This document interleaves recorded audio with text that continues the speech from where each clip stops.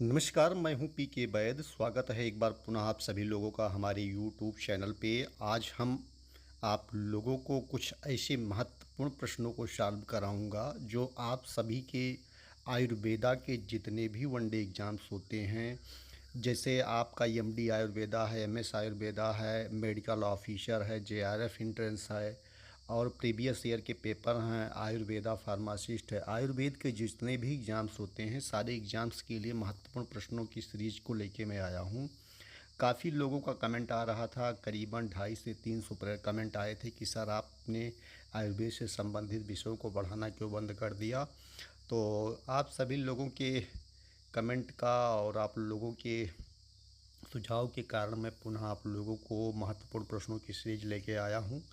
तो ये महत्वपूर्ण प्रश्न बहुत ही महत्वपूर्ण है और इनको ध्यान से पढ़िए और आप लोग अपने राय और सुझाव कमेंट बॉक्स में लिखिए, जिससे हमें भी पता चले कि आपको हमारा पढ़ाया हुआ विषय कैसा लगता है।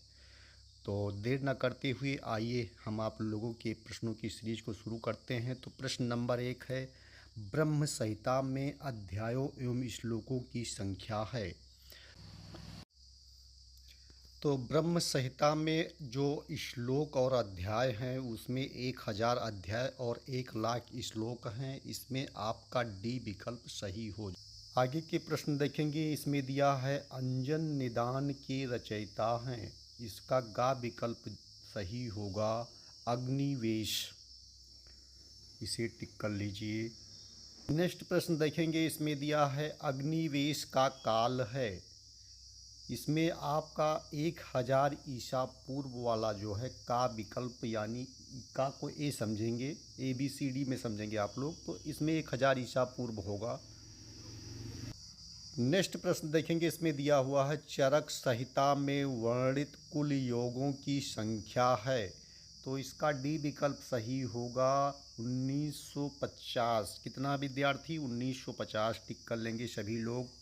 चरक चंद्रिका के रचयिता का नाम है होगा गैदास होंगे। कौन होंगे भैया? गैदास होंगे। इसे टिक कर लीजिए। नेक्स्ट प्रश्न देखेंगे। इसमें दिया है चरक संहिता में सूत्र संख्या है। तो इसमें होगा 9295। छठवें का आपका खा विकल्प सही होगा। इसे टिक करिए। ये 7वां प्रश्न है, निरंतर पद व्याख्या के लेखक हैं। गा विकल्प सही होगा जेजट। टिक कर लीजिए। प्रश्न नंबर 8वां देखेंगे। इसमें दिया है सिरो विरेचन द्रव्यों में नहीं होता। 8वें नंबर प्रश्न का खा विकल्प सही होगा अम्ल रस। इसका क्या होगा भैया? अम्ल रस पे टिक कर लेंगे। सिरो विरेचन जितने भी द्रव्य होंगे उसमें अम्ल रस नहीं होगा, ध्यान रखिएगा। प्रश्न नंबर 9वां देखेंगे। जल्प कल्पतरु के लेखक हैं। 9वें नंबर प्रश्न का खा विकल्प सही होगा, यानी कि गंगाधर राय। चरक के अनुसार यूनानी चिकित्सा के प्रथम आचार्य का नाम है। गा विकल्प सही होगा अल बरूनी। टिक कर लीजिए, इम्पोर्टेंट है। प्रश्न देखेंगे। सुश्रुत संहिता के पाठ शुद्धि करता हैं। इसका डी विकल्प सही होगा चंद्राट होंगे। इसे टिक कर लीजिए। प्रश्न नंबर 12वां देखेंगे। चिकित्सा तत्व विज्ञान के रचयिता हैं। तो ये होगा धन्वंतरी। आयुर्वेद के भगवान धन्वंतरी जी हैं। इसे टिक कर लीजिए। इसमें दिया है कि भानुमति है। भानुमति है। तो 13 नंबर प्रश्न का विद्यार्थी आपका ए विकल्प सही होगा सुश्रुत संहिता सूत्र स्थान पर चक्रपाणी की टीका। ये वाला विकल्प सही होगा। प्रश्न देखेंगे। प्रश्न नंबर 14। इसमें दिया हुआ है सुश्रुत संहिता में सूत्रों की संख्या है। तो इसका खा विकल्प सही होगा 8300। कितना होगा विद्यार्थी? 8300। टिक कर लीजिए।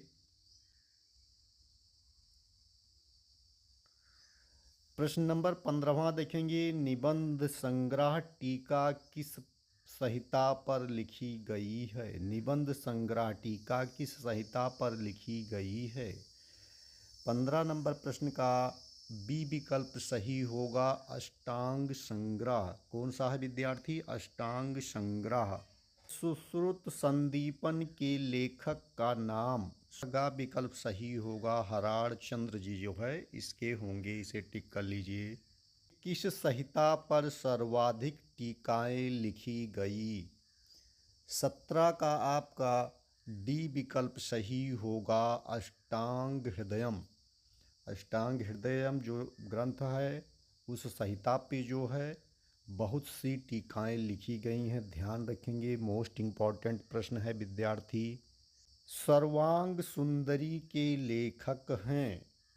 तो इसके होंगे अरुण दत्त। डी विकल्प सही होगा। मोस्ट इम्पॉर्टेंट है, इम्पॉर्टेंट नोट कर लेंगे विद्यार्थी, ये वेरी इम्पॉर्टेंट है, बहुत बार पूछा गया है। दिया हुआ है महामयूरी विद्या का वर्णन किस ग्रंथ में मिलता है? 19वीं का विकल्प सही होगा अष्टांग संग्रह। माधवकर का काल है? 20 नंबर प्रश्न का खा विकल्प सही होगा 7वीं सदी। कौन सा है? 7वीं सदी। शशि लेखा के रचयिता हैं? शशि लेखा के रचयिता हैं इंदु जी हैं, इसे टिक कर लीजिए विद्यार्थी, महत्वपूर्ण होगा।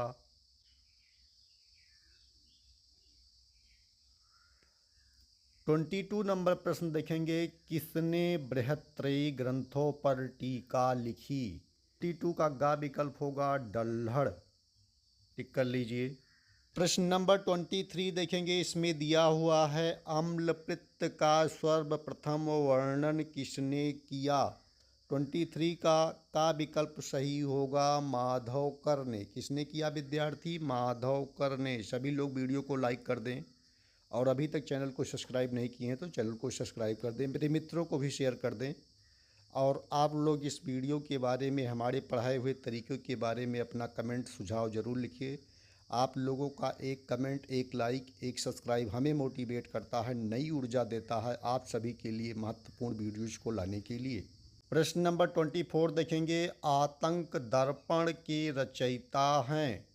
तो ये होंगे वाचस्पति जो है, खा विकल्प सही हो जाएगा, इसे टिक कर लीजिए, इम्पोर्टेंट है। प्रश्न नंबर 25 देखेंगे, शारंगधर का काल है? 25 का खा विकल्प सही होगा 13वीं सदी, इम्पोर्टेंट है, नोट करिए विद्यार्थी। नंबर 26 देखेंगे, इसमें दिया है कि मधु कोश के कर्ता हैं? तो ये होंगे विजय रक्षित, का विकल्प सही होगा, टिक करिए विद्यार्थी। प्रश्न नंबर 27 देखेंगे, सारंगधर संहिता में अध्यायों की संख्या है? 27 नंबर प्रश्न का गा विकल्प सही होगा 32, 32 होंगे अध्याय, इसमें टिक कर लीजिए। प्रश्न नंबर 28 देखेंगे, नाड़ी परीक्षा का प्रथम उल्लेख किस ग्रंथ में मिलता है? तो ये आपका डी विकल्प सही होगा सारंगधर संहिता, इसे टिक करिए। प्रश्न नंबर 29, दीपिका टीका के लेखक हैं? 29 खा विकल्प सही होगा, इसका खा विकल्प सही होगा, टिक कर लीजिए। प्रश्न नंबर 30 देखेंगे, स्नायु कृमि का सर्वप्रथम वर्णन किसने किया? इसका गा विकल्प सही होगा सारंगधर ने। ये गूढ़ार्थ संदीपन है। सारंगधर संहिता पर काशीराम की टीका, गा वाला विकल्प करेक्ट हो जाएगा, टिक कर लीजिए। प्रश्न नंबर 32 देखेंगे, इसमें दिया हुआ है पर सीक यामुनी व दीपांतर वचा का प्रथम वर्णन किया है? 32 नंबर प्रश्न का विकल्प सही होगा भाव मिश्र जी ने किया है, टिक कर लीजिए, मोस्ट इम्पॉर्टेंट है। प्रश्न नंबर 34 देखेंगे विद्यार्थी, इसमें दिया है मूत्रातिसार व सोम रोग का सर्वप्रथम वर्णन किया। 34वां नंबर प्रश्न का विकल्प होगा भाव मिश्र जी ने। टिक करिए। आयुर्वेद को पंचम वेद माना। 35 नंबर प्रश्न का घ विकल्प सही होगा काश्यप जी ने। टिक कर लीजिए। प्रश्न नंबर 36 चिकित्सा कालिका के लेखक का नाम है। 36 नंबर प्रश्न का गा विकल्प सही होगा, इसे टिक कर लीजिए। इसमें दिया है अनुबंध पर्याय है। 37 का घा विकल्प सही होगा आयु का। सप्तविध कषाय कल्पना मानी है। 38 का खा विकल्प सही होगा काश्यप ने। प्रश्न नंबर 39 सिद्धांत निदान के लेखक हैं। 39 का खा विकल्प सही होगा गणनाथ सेन जी। मूत्र में प्रधान रस है। 40 का घा विकल्प सही होगा कटु।